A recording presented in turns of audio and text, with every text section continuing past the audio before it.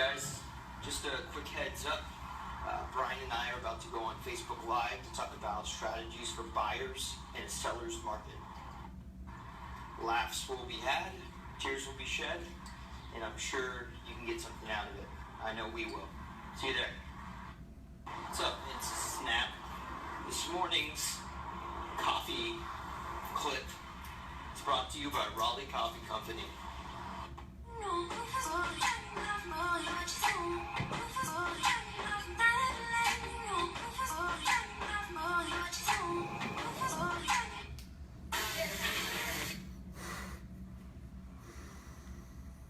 Coffee club.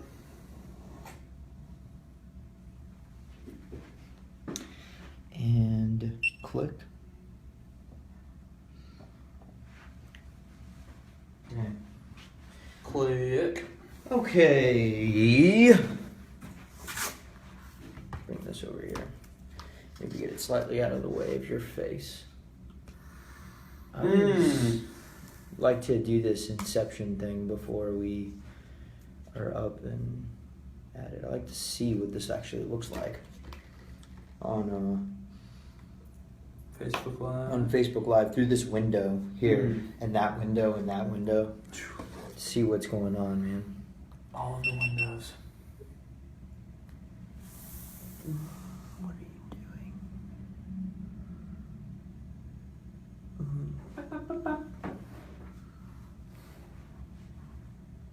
Cool. All right. And the lag is interesting. Yeah. Because it says Facebook Live. I beg to differ. This is not true live. This is not true live, but that's kind of creeping me out, so I'm just going to go ahead and pretend that doesn't exist. Because like watching it like that, it's seeing like myself like 2 minutes ago. It's weird. Yeah, it's weird. Anyway, Deja vu. You ready to rumble? Hey man. What is going on? This is episode number 3 of Open House. Hello Facebook Live. Hello Periscope. Hello wherever this airs. Today I've got Bryant Lovette. He is my brother, my friend, a real estate expert, and just happens to be my nephew, which is a weird family dynamic that we would love to explain over a cup of coffee, maybe 2. So anyway, it might take 2 cups. So anyway, we got Brian in the house today in the open house. Basically, the concept of open house is we want to invite you inside of our business, of our life, of our heads, of our team, and then also people in the real estate industry, also people in business or entrepreneurs, anyone who has ideas worth sharing. Yeah. Anyone who has strategies that they're implementing in their business that are working that we feel like could be helpful to you. So Bryant's in the house. I want to start things off with Bryant because this is his first time At open house. Yeah. So it's kind of a big, huge, major deal. We're excited that you're here. Hopefully the first of a few. The first of many. Hopefully. The first of many. Thousands of episodes of this.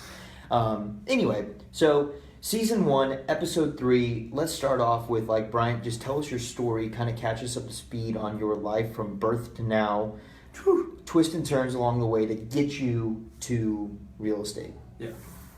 Wow. Okay, so born in Southern California, born out just outside of LA. The beautiful, beautiful place where the weather is always the same. The people don't want you to really be involved in their lives. And I'm just kidding. I love my hometown. I love it where I've moved to. Since then, I've moved to Raleigh, where it fits me. I've been here for 13 years, and so I'm such a fan of where I live, where I call home. But it's been a journey. In between California and here, I did live in Charlotte for a while, and that was awesome also. But now I've been here past 13 years. Yeah, believe it or not, Brian and I are only actually a couple of years apart. And when you moved back to Charlotte, or before you moved to California, yes, we were in Charlotte together. We lived right down the street from each other. Like 6 doors down. And our birthdays just a few days apart, so we'd have like joint birthday parties. We do that whole deal. We grew up together, and it was kind of funny because it's always been our dream. I'm kind of lumping you in this, but like our dream to work together. Oh yeah. And to do something together. Oh yeah, we always hypothesized. We always schemed about different ways we would do it. Right. Right. We were starting businesses when we were like. Oh yeah. 10 years old. Oh yeah, we were so young. Yeah. Just thinking of ways that we would be in business together.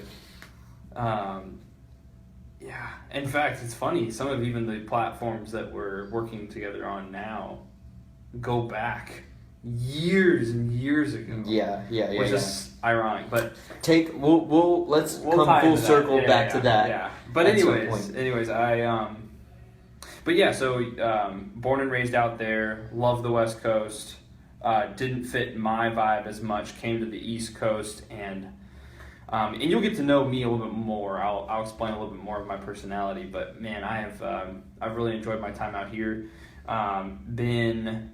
Been through so many different phases of life. My girlfriend just yesterday said, I am still learning different random things about your interests.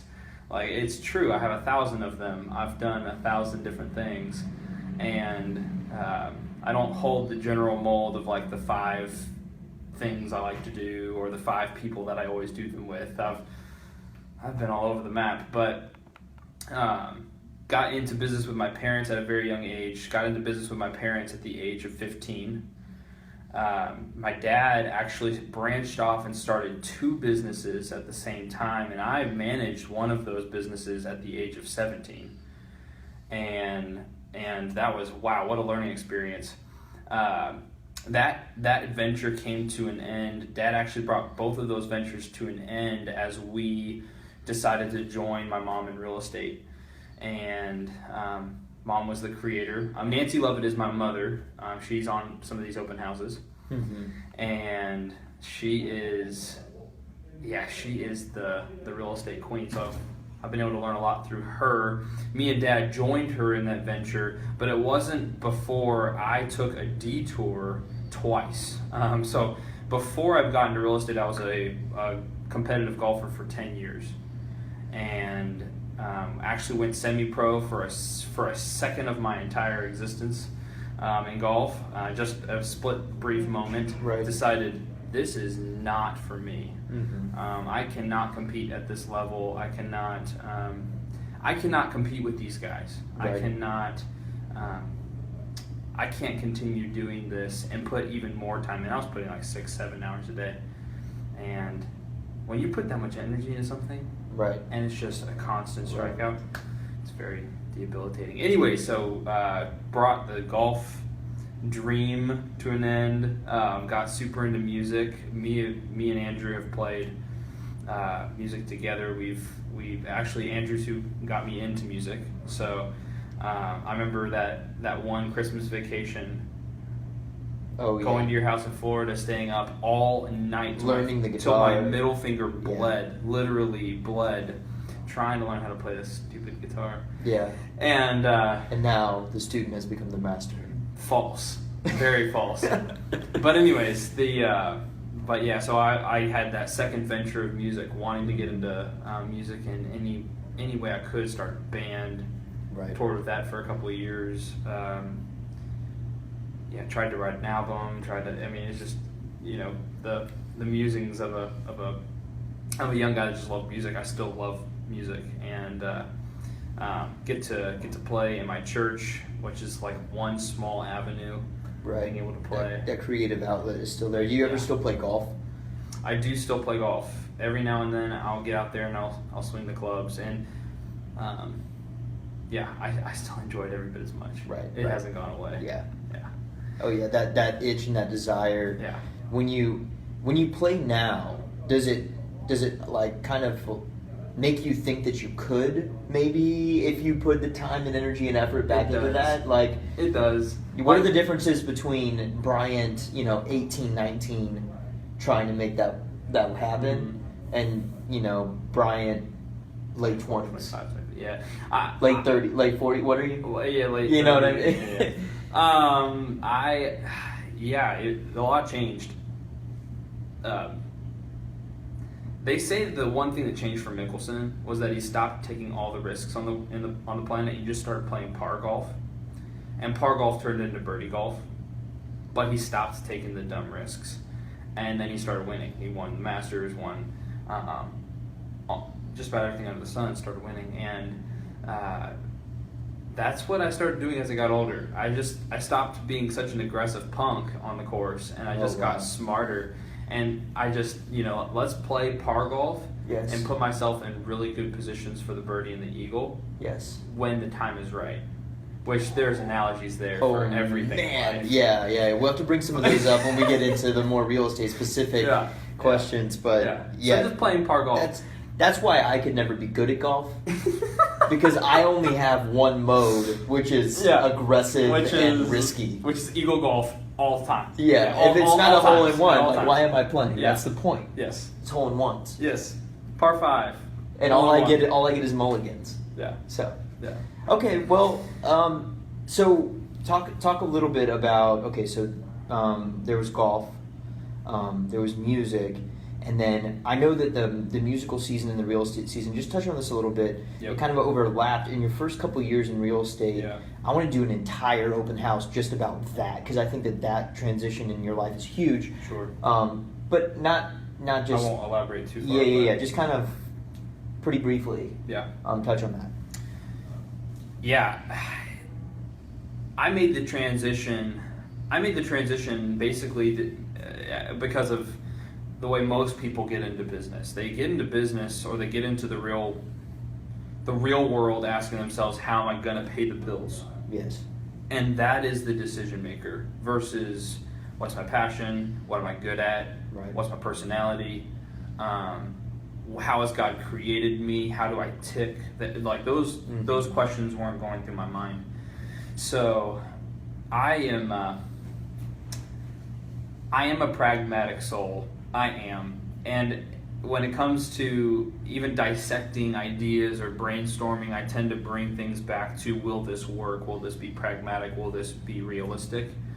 And so it was a season where I went from chasing 2 dreams and chasing them as hard as I could to trying to pivot and make sure that I'm also taking care of the bills. Right. And at that time, the best opportunity in front of me was real estate, being in the family. So that was awesome. To have that at my doorstep was such a blessing. Looking back on it, at the time, I saw it as just this opportunity. I saw it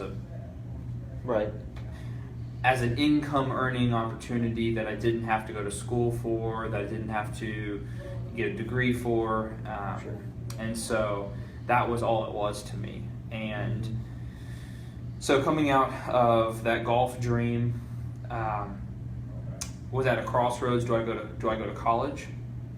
I was 19 at the time, so do I go to college? Do I start making money now? Do I let my dreams and passions go for the sake of college, or do I continue those dreams and passions and then make some money on the side? And that was more or less my attitude about real estate.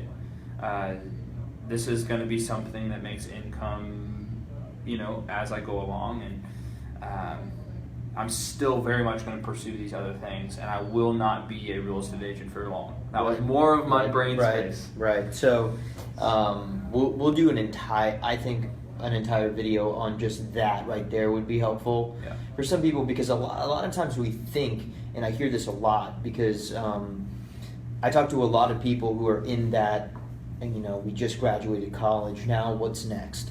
Or we are trying to figure out what to do with our life, now what's next? Yeah. And a lot of people who are getting into the real estate industry that think that they can get in, do this as a part-time thing, and be hugely successful. Yeah. And are there exceptions to every? Some people are just freaks, and they can go out there and they can crush it part-time. So I'm not saying that doesn't exist. Sure. I'm just saying it's the exception, it's not the rule. Sure. Right? And I know that for even saying that, I know that there's a lot of like gray area there. But one thing that I think is pretty much universal is there has to be an all-in mentality. Yeah. There has to be a burning of the bridge. There has to be burning the boats, right? Yep. And you have to be able to put all your chips on the table in order to truly win at a high level. Sure. So we'll talk about that Cool. later, because I know Yeah. that you had a pivot moment even inside of the real estate Yeah. career that Yeah. changed your business completely. Yeah. And I think that, stay tuned. Whoever's tuned in. Anyway, okay, so maybe like a 2-minute like summary of like where's business now? Like what is Bryant Lovette's business doing right now? As from trying to find a client Mm-hmm. to having more clients than you know what to do with, to having help come in, to Sure. having this transition happen, serving at a high level. Give us a rundown. Yeah. There's an amazing book out there called The E-Myth. Sheesh, so good. Yeah. So good. And just the process of going from owning a business, owning a job, Right. and then pushing it to, okay, now I own a business. And that's the journey. Yeah. The journey I think that we're all on, especially, so if we're entrepreneurs, if we're small business owners, we need to be real with ourselves. We need to ask ourselves the question of whether we own a job or whether we own a business. So my time in real estate, in a short, brief moment, would be I came on to our team, Lovette Properties, and I served as our showing specialist. Baby steps. I just showed property for my mom at the time, who was handling all clients, buyers and sellers. I came on to help her and relieve her burden with showing property, and so I did that, and I did that for a very short time. Mom wanted out of that side of the business just for her own rest and sanity's sake. So she gave that over really quickly. It was probably about 3 months' time, and then I took over. So I took over what we call the buyers division of our team, and it was about 3 months before that took place. One, buyers just work for me. I love buyers, so it just fits so perfectly within my personality. That was one reason why it happened quickly. But regardless, went from showing assistant to being a full-fledged buyer's agent, to managing all buyers' clients that came into our team, and then just hustled within that space for a long time, gaining experience, making a lot of mistakes, and then where I am now, it's I would make the argument even more of a hustle and even more of even more of a challenge, which is the team creation side, Right. and trying to make sure that there's leverage Right. to what we do. That's what I'm in that process right now, of just trying to learn what that looks like, Right. and do it well, at the same time knowing that mistakes are being made each and every day, but trying to minimize those and also learn from those. And but yeah, day in and day out, lead generation is absolutely the name of the game, and anything sales related. I would make the argument even outside of sales. I mean, we could think of examples of outside of sales, but really, if you're not in people's lives, is basically what that means. Mm-hmm. If you're not in people's lives Right. every day, then why do you expect them to know who you are and what you do? Right. Even if you're a dentist, Right. Right. you didn't go to dental school thinking that you would be in sales. Right. Well, newsflash, we're all You in are. sales. You are. Yes. Yeah. So being in people's lives Absolutely. every day. Absolutely. So that's the name of the game. So that's what I do each and every day, is just try to stay in people's lives. Mm-hmm. And then and that'll come in the form of emails and phone calls and coffee meetings and setting up shop in a random location where I might be able to rub elbows with people. Yeah. Absolutely. So that's my day in and day out routine. So that's a little snapshot of where you are now. I'm just going to introduce the questions for the day. We went pretty topical today we had a bunch of other questions that we kind of were throwing around that would be good and maybe possibly help somebody. But I think probably the most pertinent in our current market and a lot of markets around the country right now is what we're going to talk about today, because see what we've got is we've got inventory is extremely low. So the listing inventory is extremely low, and the demand, there's a lot more buyers than there are sellers, and what that does is that creates extreme amounts of demand on properties, which is what we call, it's a short supply of inventory, 5 or less months, 3 or less months in most areas in our county. So what that creates is something called a seller's market. Seller's market is a great time to sell for top dollar because, essentially there's not a whole lot of like Apple Watches on the shelf, and everybody wants an Apple Watch, so the price is going up, right? Yeah. Or fill in the blank. Yeah. There's tons of examples, and we all know these examples. Yeah. For example, if there's a shortage of water, the price of that water goes way high. Yeah. Right? Supply and demand. It's supply and demand. Yeah. Basic economic principle. Yeah. Sure. But how does that play out in our industry? It plays out like this. We have, probably, I would say, how many buyers do you think for the average one property there is? 6 to 12. 6 to 12. Half within how long? To a dozen.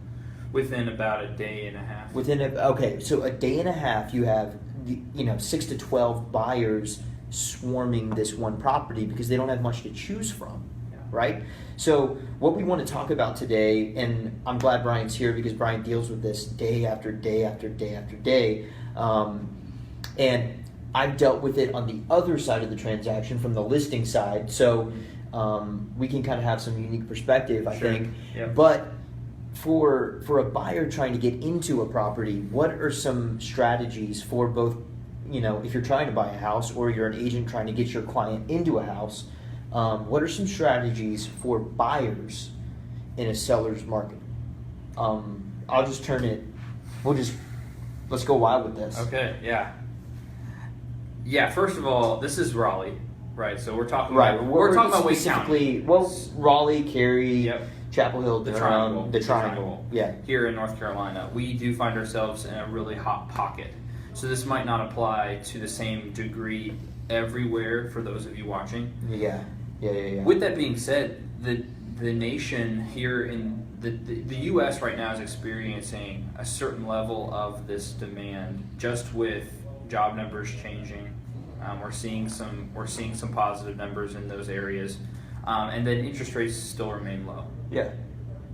Right. Well, the minute they start ticking up at all, people start grabbing for handles and grabbing for their things because they want to make sure that they're protected and they're safe and they can get a good low interest rate. So it creates that demand in so many ways. Yeah.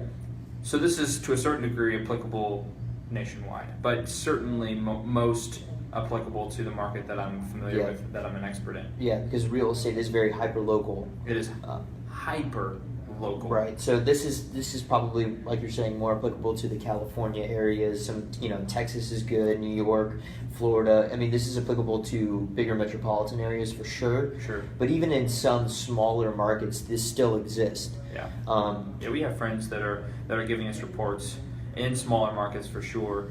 As job numbers increase, that will continue. We'll see that demand. People will flood into areas where jobs and education are found. Yes. We happen to be rich with education and with jobs, which is awesome. Yeah. So this is such an applicable. I'm so glad Andrew and I were talking this morning saying, okay, what do we need to pivot? Do we need to change the question? Do we need to change what we talk about, because we are getting this question a lot. Mm-hmm. I'm sitting in buyer's consultations each and every week where the question to me is posed, how do I stand a chance as a purchaser in this market? How do I hold on? How do I get through this crazy roller coaster of a market? So First and foremost, my answer to that question as I sit someone down is someone educated, someone with knowledge is going to be that much more in the driver's seat than someone who is lacking that knowledge, lacking that education. A great example would be you move in on offering a purchase price on a property, having no idea what kind of market we're in the midst of, having no idea that there might be 4 or 5 other buyers that are looking at the property that are also placing offers on the home, having no idea what the current state of our market is. You are going to place an offer based on your own perspective on, okay, I like this home. This is a good home. I can see my family live here. Right. Not knowing that, one, there's only 2 other ones to choose from. Mm-hmm. And those 2 and this one have, 6, right. So 7, 8 buyers looking at for that person, the person who, the education isn't quite there, or they don't understand, or they have a limited perspective, I would... correct me if I'm wrong, but that's the person who is making decisions based on, how they perceive the market. Correct. And they're missing house after house after house after house. Correct. To other people who maybe have a little bit more education and the demand for the property. Yes, and a little bit more and a little higher respect for the market. Okay. They will start to feel defeated because they believe the market should come to them and fit within their mold or their perspective of it. Mm-hmm. And the market is not going to be that way. The market is going to dictate where the individual purchaser, the space in which the individual purchaser and seller lives within. And what I mean by that is the majority rules. Yeah. So I'm not trying to say that the individual is not important as a piece of the market. Right. I'm just saying you cannot expect to be the exception. Okay. To a market. Okay. So is what I meant. Right. So let's get really practical with this. Let's go like, so this person that wants to come in and maybe let's kind of flip that a little bit. Let's say they only have, fill in the blank, X amount of dollars to spend, right? And they can't go that 10, that 20,000 over asking price. How are you seeing successful negotiations happen? Because I know you are. Yep. With somebody who can't go there. Sure. You know what I'm saying? Like what tools would you as an agent pull out of the tool belt to say, hey, listen, I know that we can't go here, but here's what we can do. Yeah, so let's go super practical here. Help. Yeah. So anybody watching, if I'm sitting across the table from a buyer who comes into my office for the first time, we need to get very realistic about price. Yes. Super realistic. And I'm not talking, I think I can qualify for this. Right. We need to know exactly what your top dollar is. Okay. And we do not need to be searching within that realm unless you were a cash buyer. We are making an offer on the day that it goes on the market, and you're offering a very large sum in deposit money. Yeah. Something along those lines. Otherwise, we don't need to be looking at the very top of the range. Right. Just because of what you just said. Because so many homes in our market are selling over asking price. Right. So let's say someone comes to me and they say my price range is $200 max. I cannot afford my monthly budget anywhere above that. Okay. That's perfect. That's awesome. Congratulations. We need to ideally be looking slightly below that.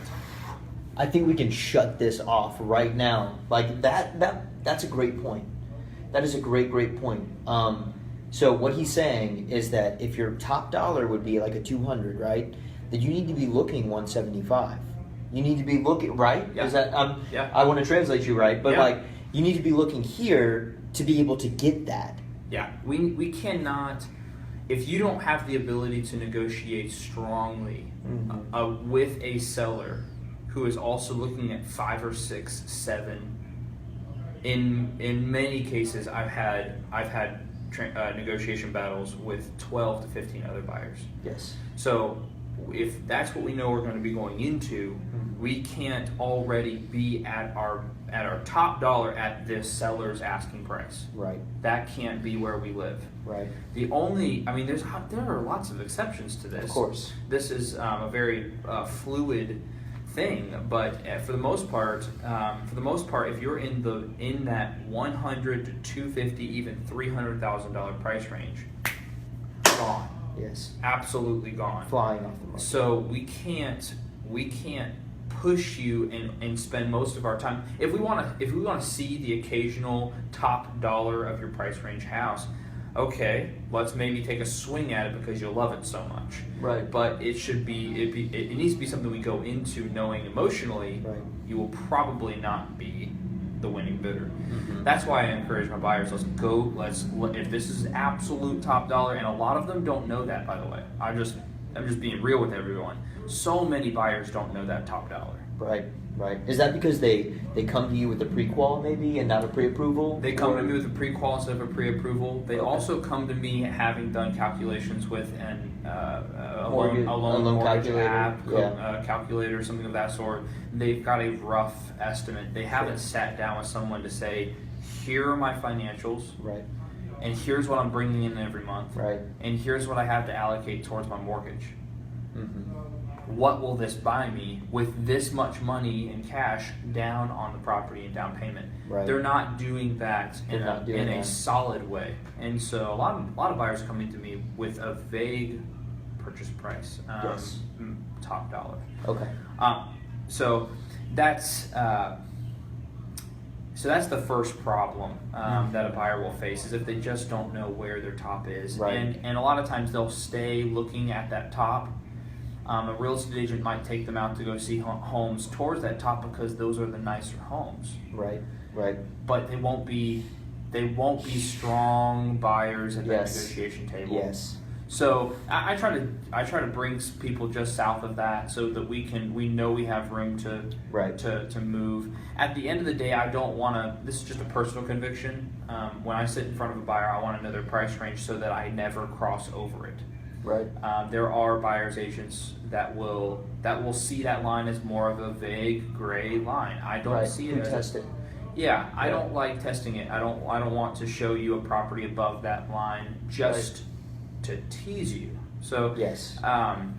If for any of my real estate agent friends out there, if you have a buyer in your car, you are emotionally hurting them by presenting something that is out of their reach, or is actually hurting their financials if they were to try to get themselves into that home. Right. This is me. My business practice is I'm not in the business to hurt people, even if it means putting them in a dream home, but it's killing them every month. So that's just my personal conviction. Now, if a buyer comes to me and says, this is my max budget, I don't know whether it really should be down here. I'm not judging where it should be, but if they tell me a number, that needs to be the number. Yeah. It doesn't need to be any further north than that. It reminds me of, every time that you go to a restaurant, right, and you sit down and you ask the waiter, what do you recommend? 9 times out of 10, you might get an exception once in a while, but 9 times out of 10, they're going to say the lobster, right? The most expensive. They're going to say the lobster and the steak, and it's a human thing to do because the lobster and the steak is the best thing on the menu. Obviously, it's also like $75.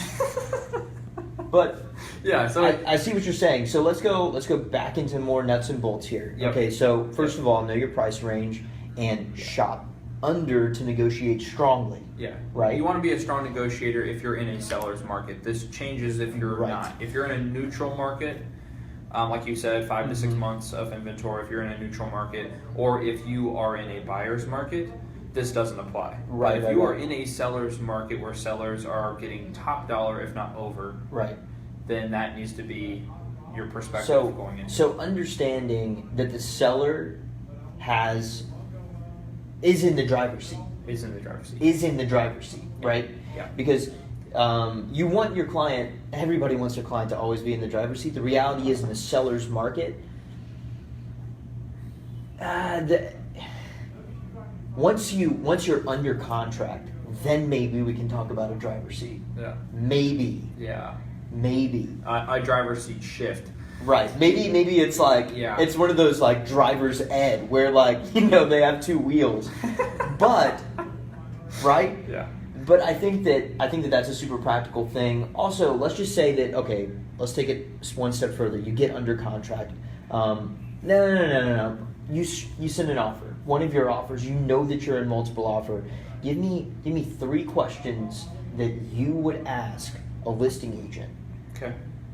To prep yourself for communication to present that offer. Sure.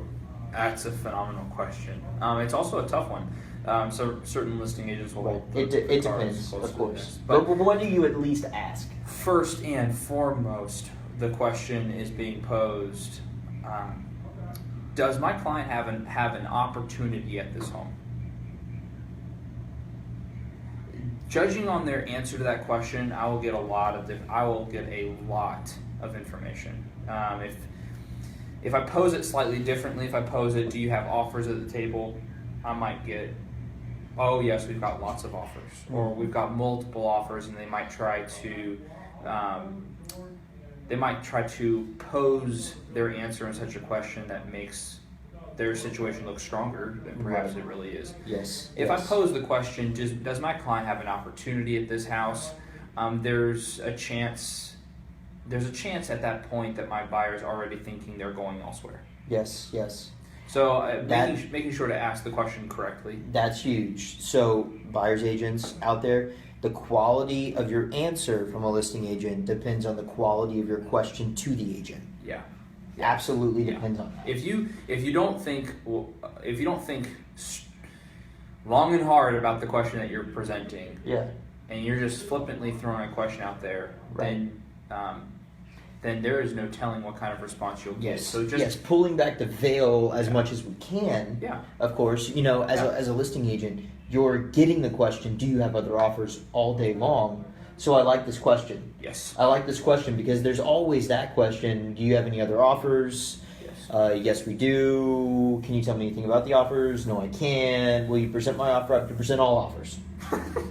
The same. That's it. Yeah. Right? Yeah. So change up the question. Change up the question. Change up the answer. Yes. And so if I'm in the listing agent's seat, obviously at the end of the day, we have 2 sides, and they're both representing 2 different people. Right. The best interest of the seller, best interest of the buyer. Sure. So as a buyer's agent, the best way I can represent my buyer is to ask good questions. Mm-hmm. So I need to be able to get to the bottom of an issue. I need to find out from that listing agent, how good do you really feel about where your seller sits currently? Mm-hmm. And a lot of that is hard to judge. And some, Yes. like I said, some listing agents will not answer anything. Sure. But that is certainly the first one I'm going to ask is, does my buyer have an opportunity at this property? Mm-hmm. And they will very often respond with an exuberant, well, yes, we would love, yes, your client definitely has an opportunity. Right. Because they want to elicit an offer. Yeah, they want to engage it. Rather than the strong position, which is, oh, yes, we have lots of offers. Mm-hmm. And making the buyer that I'm working with feel very inferior or very pulled and jerked around. Yes. So there's a slightly different way that you can ask a question. That's the first one. The second and third are going to be very dependent on the property at hand. Yeah. So am I dealing with a home that is on well and septic? Am I dealing with a home that's in city limits? Am I dealing with a home that has been on the market for 120 days randomly? Right. Like, why has this been on the market so long? Yeah. Let's just assume day 1. Okay. Day 2. Max. Assuming day 1, I am asking, is it available? Does my clients have opportunity? Do my clients have opportunities at this property? If my client has specific house specific questions, then that's when I'll ask them. They are absolutely crucial. As far as any other questions, it will pivot depending on the answer. Yeah. So if the answer to my first question is that yes, your client has an opportunity, but not much of one. We have we have so and so offers. We have or this many offers. We have this much interest. or we don't have offers yet. You do have the availability. It is available. You do have the opportunity of purchasing this home. We don't have offers yet. We would love to receive one. Great. Then I might move into motivation questions. Why is your seller selling? Yeah. What is there something about this home that is causing your seller to move? Right. It is a question leading to the answer I want, which is motivation. Yeah. At the same time, it's very much addressing the question, which is there material fact wrapped around this property that I should know about, that my buyer should know about, that might make them want to not purchase this home? Sure. So it's kind of a double-edged sword. Yeah. That is really only an important question, though, if there's not offers at the table. Sure. Material fact is always important. I do want to find out the reasons why the seller might want to move. There's a school that backs up to the property, and they hear kids playing and laughing and making noise all day, or whatever it might be, or they I probably just broke some real estate regulation by talking about kids, but we have, there's all kinds of reasons why a seller might move. There's the airport nearby, and whatever it might be. Yeah. So those are important for me to gather. Yes. But as far as the motivation for them to move, I am not nearly as benefited by asking that question if there's multiple offers. Right. Otherwise, because really the only reason why we want to find out motivation is, do you need to sell? Right. If you need to sell and you need to move, it's a different offer price. Correct. Yes.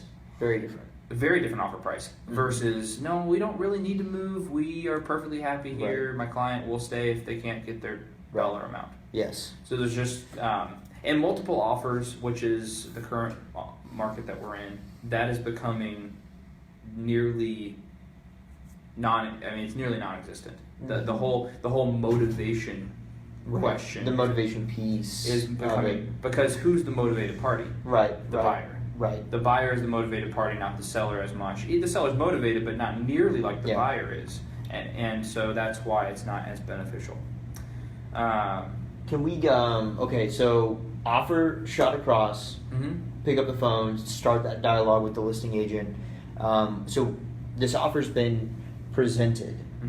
Once the offer is in the other party's hands, are there any things that you do to try and bring more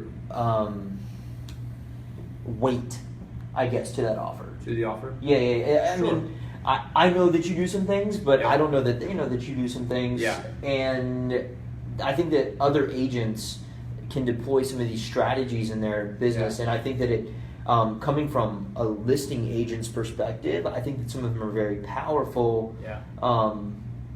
Just in solidifying the offer. Sure. Pre-qual letter at the bare minimum needs to be presented with offer. Pre-approval is better. Right. What's the best? So whatever the best is, you need to go with that. Pre-approval. Yeah. Okay. So that needs to be presented with the offer. I would say just real fast. Let's back up 1 second before we present offer, because when I talk with my buyer, we need to get very strategic with how we're writing that offer. Yeah.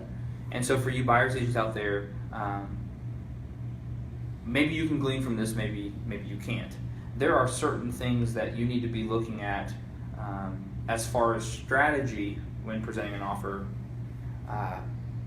that your buyer needs to be aware of if they're going to be competitive. So if you're going to help a buyer, you're going to bring them through this process, you need to be doing the best job you can do to write the offer in such a way to where a seller is going to look at it more seriously, or with more attraction. And so I would say we need to just jump back to the actual writing the offer itself.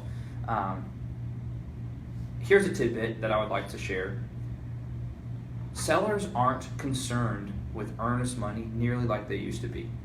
So I'm just going to throw that out there. Coach your clients in a way that is increasing that due diligence amount.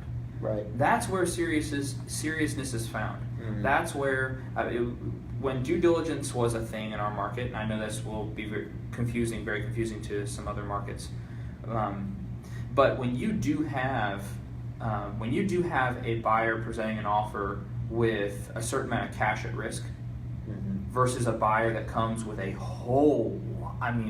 with a whole lot more cash at risk, Right. that other buyer, that second buyer, looks so much more serious. Yes. Looks like someone who's going to close on the home. Right. And what I'm trying to tell to those that are in the North Carolina market, earnest money versus due diligence is starting to look a lot less weighted towards earnest money, and it's starting to become weighted towards due diligence. We're seeing that right now like crazy. I will get a kickback from listing agents saying, no, you need more in due diligence cash for us to choose your buyer. Right. We're getting a lot of acceptances, which is on the positive end of that same coin. We're getting a lot of acceptances when my buyers are able to present, an offer that they feel is fair, but then presenting that much more in due diligence cash. It's huge. It's huge. It's showing. Huge. It's showing strength. Yeah, in North Carolina, for anyone watching anywhere else, we have a due diligence period, and during that period, basically the buyer with their due diligence fee buys that time so that they can do inspections, they can do whatever they want. The breeze can literally blow wrong, and they can get out, right? So the seller's looking for a larger sum of due diligence money just to be able to have some type of insurance against them, because they can unilaterally get out. Yes. The buyer can. For any reason or no reason at all. For any reason or no reason at all. And in our market, it is not uncommon for you to have 6 to 12 buyers looking at your property, and 80% of those buyers don't even know that they really love your home. Right. They're just taking a swing at it because they have to, because it's the only thing they have to choose from. Yes. And so then they walk away a couple weeks later because they realize, wait a second, I just offered on this property because it was the only one available to me at the time, but now there's something else available. Yes. Or whatever, fill in the blank. So a seller is going to feel burned that much more in this market. Yes. And so we want to advise our buyers here at Lovette Properties to protect yourself as a buyer. If you are truly in love with this home or you want this home, show it. Show it over some other buyer who might not be nearly as interested, who might not have their heart attached to the property. Right. So there's that, and there's other things that we could get into, but I won't. But there's other ways to write that offer. Yeah. So be strategic on how you write the offer. Yeah, and a lot of the offer writing process is coming as a flex, right, to the conversation you have with that listing agent. That listing agent drops a hint that dates might be important. Well, what dates are important? There's certain things that, the seller needs to be to blank by blank. Yes. Then that's affecting, how you write that can offer. we make this work here to make it work there, so this is a strong offer. Yeah. For sure. So we could go into a lot of detail on this, and we won't for the sake of time. Yep. But, okay, so the offer is in seller's hand. Yeah, so in this market, it's becoming a lot less effective to put deadlines on your offer. The only reason why is because there's usually 6 other offers with yours. Right. You don't want to be the one that the offer that comes to an end on a drop dead date when the other 5 are still in the race. You just don't. It's becoming a lot less effective. If you're the only offeree, then go ahead and present an offer with a deadline on it, to make yourself look like a buyer who's not just in this to take a walk. Right. We're here to win a race. Mm-hmm. And so a deadline shows your seriousness. Yes. If it's not this home, we need to move on. We need to see something else. Right. So that's one thing you can do to strengthen as you present that offer. Also present it with a deadline to your offer. Multiple offer, not as important. I encourage people to work with a lender who's going to be also fighting on their behalf. Okay. So work with a lender who will also call the listing agent. So the lender calls the listing agent? Oh yeah. Okay. Absolutely. Make that call to the listing agent and show just how much my buyer is creditworthy.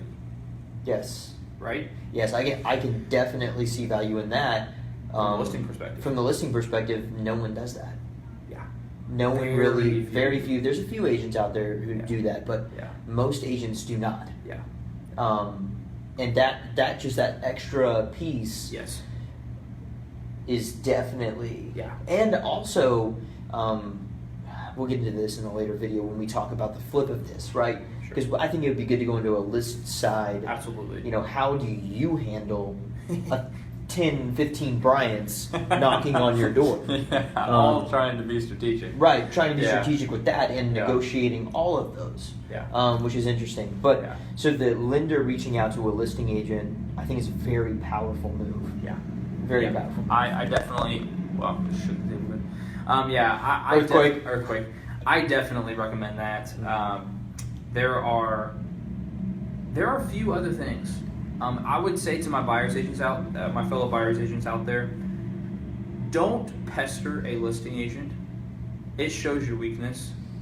Don't do it. I know you appreciate that as a listing agent, not to be pestered. The minute you pester, the minute you're pushing, the minute you are just pecking at the door, you have done nothing but show just how insanely desperate your purchaser is. You have irritated the listing agent in the process. You haven't made right relations. So I will say there is power in being informed. Yeah. So staying informed. If you feel like a listing agent is not giving you enough information, right.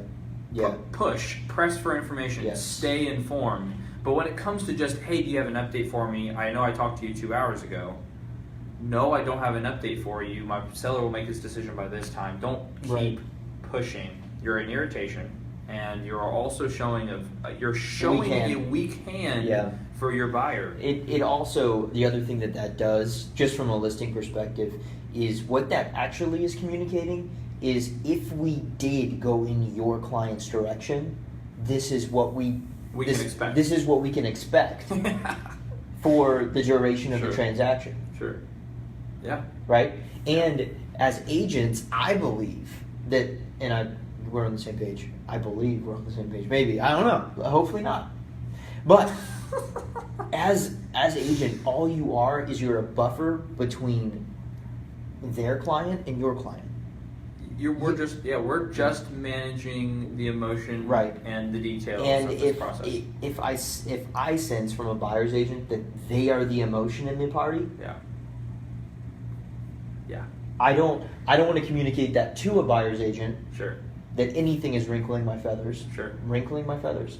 Ruffling my feathers. But I mean, and it's the buyer's agent's job to take the client and communicate that in a way that's clear, that's direct, that's to the point. Yeah. And that communicates their best interest. Yeah, and to not give any indication to the listing agent that I might not do a good job representing the buyer. Correct. And so being in right relationship with fellow agents is huge. So there's a balance between hunting for information, making sure the listing agent does not give you a brick wall to talk to. Yes. While at the same time making sure that you're not indicating that you could be the emotional problem to a contract. Yes. So, and there's a lot of us out there, I included. I have made some of the biggest mistakes in real estate. This will be, I'm sure, on a rookie mistake video of ours. But just the fact that I'm getting all emotionally bent out of shape. Right. And I can't, whether it's I'm helping my sister buy a house, or I'm helping my best friend, or I really like this client, they're just super sweet and they love this house and they're going to see their dog and their kids live here. I can't get emotionally bent out of shape. Yes. So if I start to show that to the listing agent, then I'm hurting my buyer. Right. So that's one thing. I think a lot of it, and then we'll kind of wrap up here. Sure. But I think a lot of times, as agents can feel like the other agent's out to get them. Sure. Agents can get, emotional thinking that, it's something personal, Yeah. and that's something that I try to kick against. Just it's not personal. Yeah. This is what this is my client's wishes. Yeah. There it is. Yeah. It's not. We need to. Yep. We need to be engaged where we are, but we don't need to be so attached to the outcome that it makes us emotional. We need to be the most emotionally neutral in the transaction. Yes. And it's tough.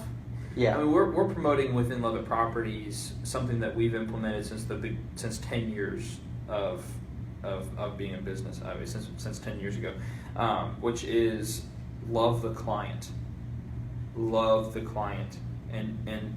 and care for them so much that you will serve them to the moon and back. You will do what no other agent will do for them. Right. That is what we're promoting on our team. That's what we've instilled as our values. That's hard to implement that, and then not get emotionally wrapped up into the outcome. Sure. So what you're posing is such a good point. We're just always in battle. It's always a tension. There's always a tension. We desperately care for the client. We want to serve the client. We need to know that the only way to love them and serve them best is actually to remain emotionless in the negotiation process. Right. So that's thin line. It's a thin line, and I will say so to young agents out there, to agents that are just getting into the business, because I'm technically a young agent, but to agents that are getting into the business. 5 years. 6 almost. Just up 6 against years. 6. I don't know if I would call it young. I'm a baby agent. Yeah. Well, most people have been in the business for 600 years. For like 60. Yeah, 600 years. Yeah. But so for me as an agent, from my perspective, I would encourage those of you who are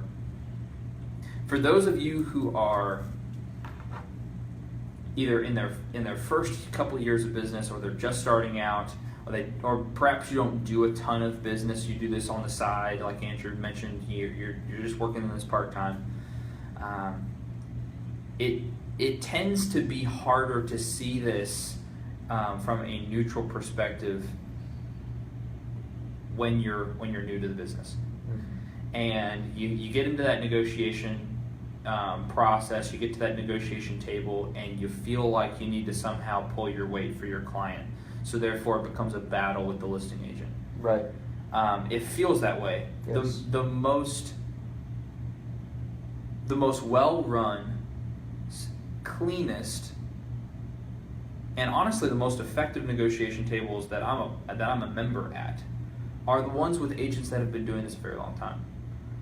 Because they've learned that this is not a matter of beating each other up as agents. Right. This is a matter of just representing the client the way that they want to be represented. Yes.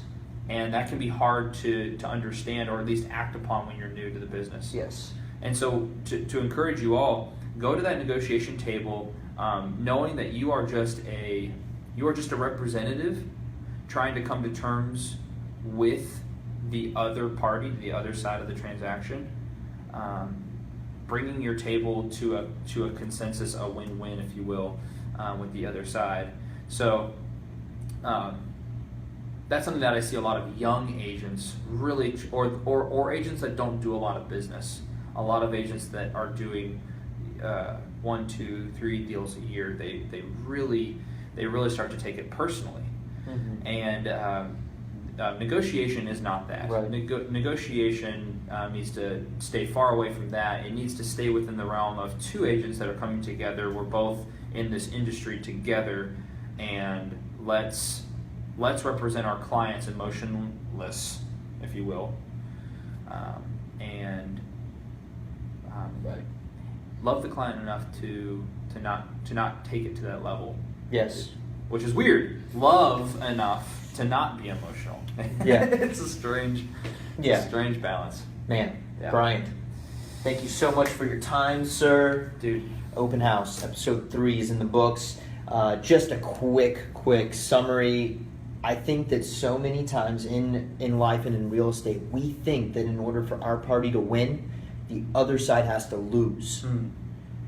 And like you're saying, I think that the win-win, like I really want what's best. Not just I want what's best for my client, right? Sure, of course. But I want what's best for, and is this good for your client? Is this good for our client? Because at the end of the day, we want two happy people at that closing table. We want the seller and the buyer to be able to sit across from each other, and we want them to both. They're thrilled that they get to go on to their next stop in life, and then this is their new home. We don't want that to start off with a lose for anybody, and unfortunately, there's humans involved, and when humans get together, they get it. There's friction, oftentimes. So, takeaway, encouragement is to, when you're interviewing an agent or when you are the agent being interviewed, tell the truth to your client, and be honest and upfront with them, and let them know what kind of market we're in. That you're going to fight for them and advocate for them. If you're a client, look out for those signs when you're interviewing your agent. Know that they're going to possess those qualities, representing you best. Yes, 100%. Thanks for tuning in, Periscope. Thank you to YouTube. Thank you to wherever you're listening or hearing this, and thank you, Facebook Live. And we will see you guys next time around on Open House. Thanks, guys.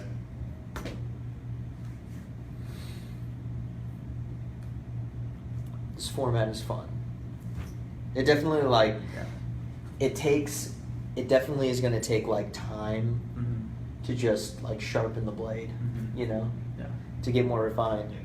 Because ideally in my mind, I'm thinking 30, 40 minutes. Sure.